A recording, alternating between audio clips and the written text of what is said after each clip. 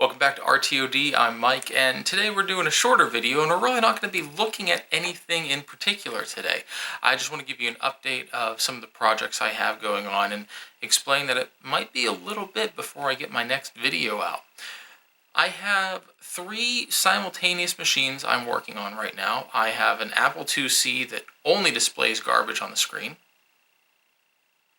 I have an Osborne that doesn't seem to boot. It beeps, the disk drive spins, but nothing displays on the screen. I'm not sure if this is a boot issue or maybe the CRT just isn't working. And I also have a Columbia Data Project VP. It's a very early portable. This would have been in direct competition with Compaq and of course IBM. It's a DOS CPM machine. It boots up. It displays, it reads discs, but the keyboard isn't working. Well, some of it's not working. I replaced the pads. I'm not sure if it could be a shift register failure, but the issue with this is I'm having a very hard time finding schematics or documentation on this machine or really any Columbia Data Products machines. I'm not really convinced that this is a rare machine. I just believe it's a early portable that really didn't get a lot of traction when compared to Compaq's early portable. So I want to make sure I do justice for these machines. I don't want to rush anything. I certainly don't want to damage any of them. So I'm going to take my time, do a little more research, and most importantly, solicit help from the community. The Apple IIc, I know it's not a ROM issue. I've replaced the ROMs. I've upgraded the ROMs. I know it's not a processor issue. I swapped those out. I'm fairly certain it's not RAM. It could be something before that in the boot sequence. This is my first IIc, so I'm still learning some of this architecture. I went through with my probe. Didn't see anything obvious. No real red herrings on it yet. So if you have any experience with this, I'm going to have some images down in the description below. Take a look at it. If you've seen something similar, please reach out to me. Let's see if we can get this machine working again. The Osborne, it'll beep. The drive will spin a little bit, but we're not getting a display on the screen.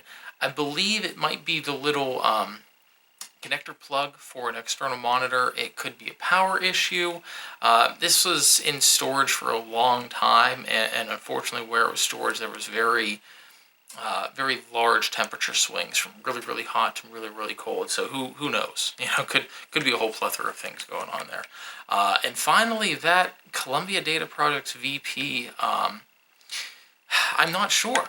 I did replace all the pads on the keyboard. Like I said earlier, it could be a shift register, but I just wish I could find some schematics on this so I have a better idea of what I'm tracing. It's a really unique system.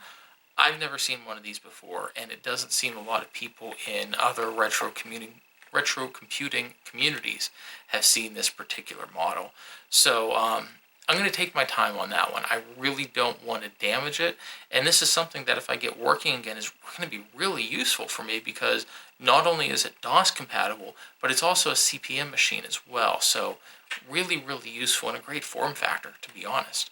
But in the meantime, I am going to be having a little video about Apple II joysticks. Got this one in the mail about last week. Great condition. It works perfectly. Just a little dirty. Maybe I'll retrobrite it. I'm not sure if the weather will cooperate for a retrobrite, but I just do want to do a little video on that and maybe some tips on if you're getting into Apple II collecting. So that's going to be it for now. Unfortunately, we're not looking at any systems today, but I will have some images in the description if you want to look at it and lend your expertise. I will greatly appreciate it. I also appreciate you taking your time to watch, like, and subscribe. If you like what we're doing over here, please keep on the train, tell your friends. Thank you.